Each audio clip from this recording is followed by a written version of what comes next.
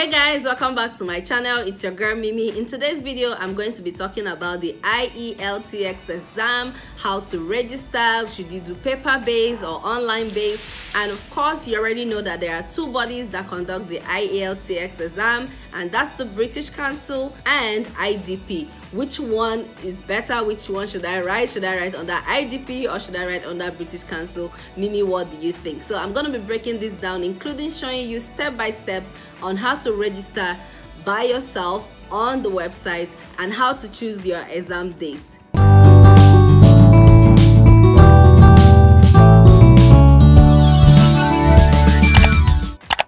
Continue, please take a minute to subscribe to my channel, hit the like button, turn on the notification bell so you'll be the first to know when I make new videos. And if you have already subscribed, I just want to say a big thank you because it does mean a lot to me. So guys, you already know that the Ielts exam is an important exam that you must take if you are looking to travel abroad for study or just for immigration purposes. You are looking for a permanent residence visa or a work permit, or you have a certain type of job that require you to have this test. It's just an English test exam that tests your knowledge in terms of reading, writing, listening, and of course speaking. You just want to make sure that you do understand basic English, of course, because communication is key. Which one should I take?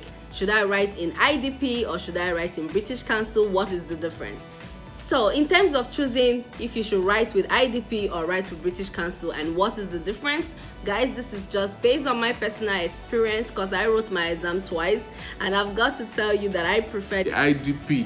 Now, the examiners were so friendly and they put you at ease. They make you get this I don't bite kind of feeling, and of course my scores were good, so obviously I'm going to recommend them. All right, so in terms of if the questions will be easier there or no, actually it's the same thing. The exam is set in Cambridge and it's the same thing for the two bodies. This is just personal experience. I prefer IDP. Okay, I'll be quickly jumping into my computer to show you how to register for this exam and pay online. But before then, I want to also talk about if you should write the paper-based exam or the computer-based exam and what is the difference. So the paper-based exam is like the same old school kind of exam where you sit down, you have your desk, your pencil, your eraser, and all of that. The time starts and then they serve you a question paper and answer sheet, right? So, and then it's just like the old way of writing an exam that most of us are used to. But the computer-based exam, you do not get to be served any paper, obviously, because you're going to write your exam on the computer, your timer and everything like that. Now, what are the pros and cons in my opinion, and why did I choose to, and which one did I take? I decided to write the paper-based exam. Why? That's because I'm used to writing with pen and paper way before I started learning how to use computer. So if your computer skills are very good, go ahead and do the computer-based. But if you know that your typing is not so fast, because all these exams are time-bound and you don't want to be typing so slow before your time is up. So if you know that you're not like a super fast computer user, I would advise that you take the paper-based. The thing about the computer-based exam is that your result comes out in 5 days, unlike the paper-based exam where you have to wait for like 2 weeks. Guys, with all that being said, let me just quickly jump to my computer and show you how to register for this exam all by yourself. Let's go. So guys, just go to your search engine and type ielts.ng, which is Nigeria, and if you're writing from UAE, just type .ae. All right, or whichever country you're writing from, by the way, it's all the same thing. So it brings you to the official website and you can see that I have chosen IDP here. So I think I'll just be putting the link to the IDP Ielts IDP on the description box below so that you can just follow the same link so that it brings you straight up to this page. So go here and click on take test. Okay, click on take test and give it some time to open. It brings you to the take test page and you can just read all the information and know what you're taking for. Are you taking the test for study or for your test for professionals? And click on book now. pretty easy actually. Book now, and it brings you to, because I typed in Ielts for NG, so it fills in this automatically. However, if you want to change the country that you are in, okay, let's say you're watching me, for example, and you're not going to write the exam from Nigeria, just come to country and choose which country that you want to write here. Okay, so I'll just leave it at Nigeria.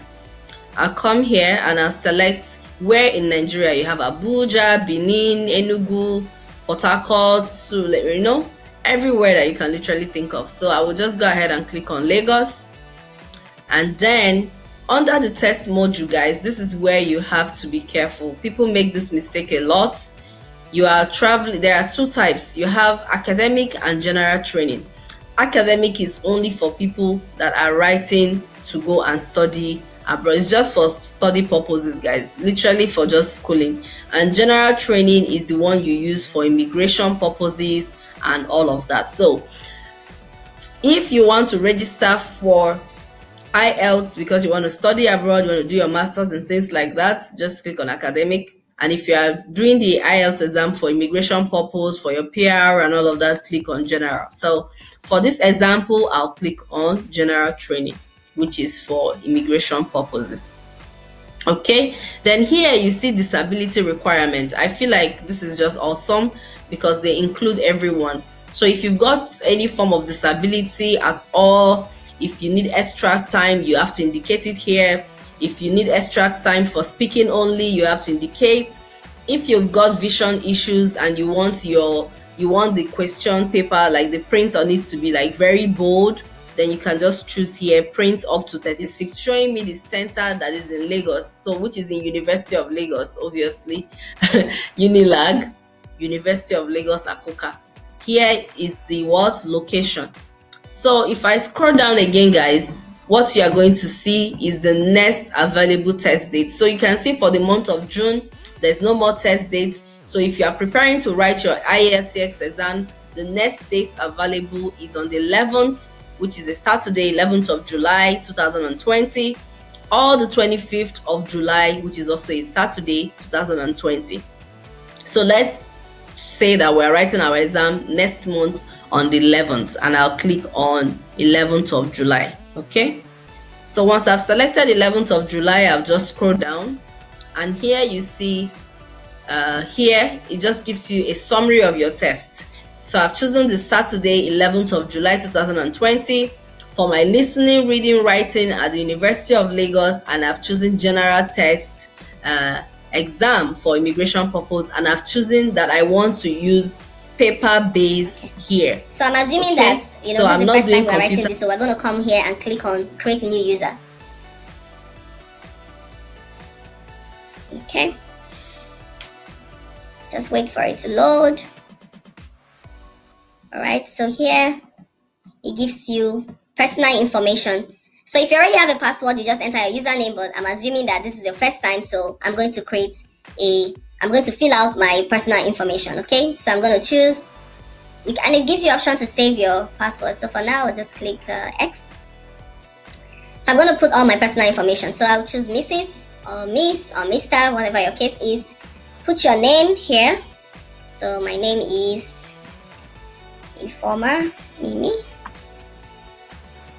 And I'll scroll down to put my family name, which is what we generally call surname. Okay, select your gender, scroll down and take your date of birth.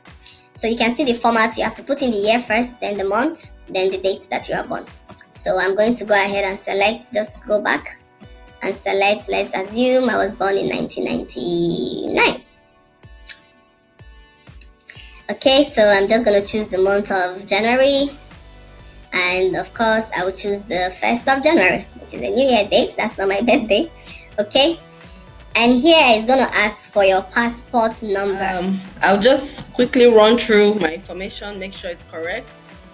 All right, and then scroll down to where you should have register. So if you see yours like this, it just simply means you didn't agree to the terms and condition, which is up here. So quickly go up and check this box. I have read and agreed to the terms and conditions. Click on it, check that box, then come down and you would see the option on register. So click on register.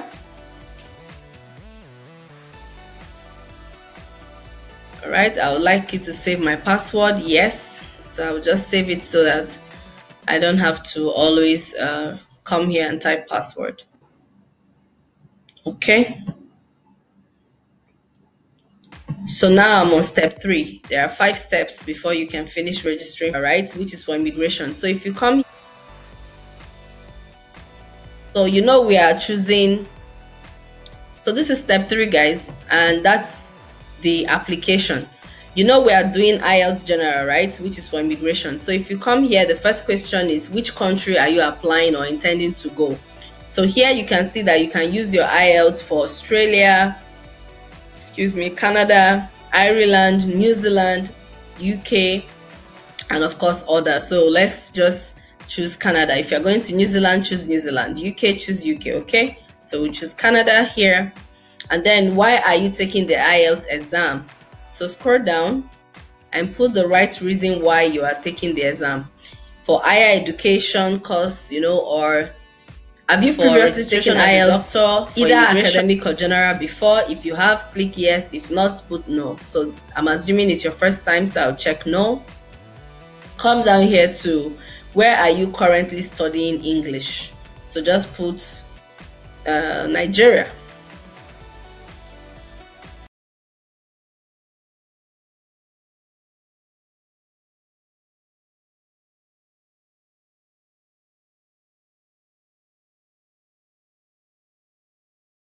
It will pull up all the information that you've already filled, which is your passport number, and here identification document must be valid or after the test date. Okay, so here you are going to put the expiry date of your document, which is your passport. It can't be an expired one. Okay, so let me just put that it will expire in 2021. Okay, just choose any date. Come on, as the battery low now, on the hang. So they're gonna ask you to upload your passport and your passport photo and all of that. So just click.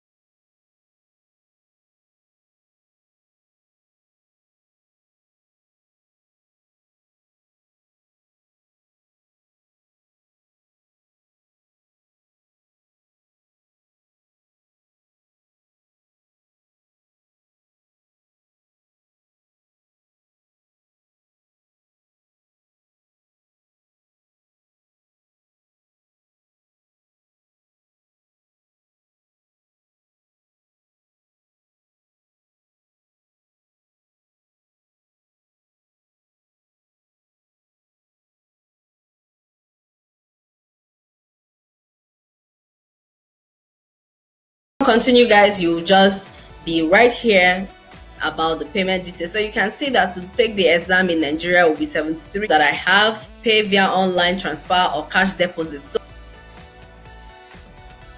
for access, you can just go straight to GTB Bank with this detail, account number and everything here, and deposit into this account name MODIELTX exam. Okay, so it's literally this simple. Because I do not want to pay for the exam, if you want to pay online, then go ahead and use your mobile banking and pay. But if you want to go and deposit the cash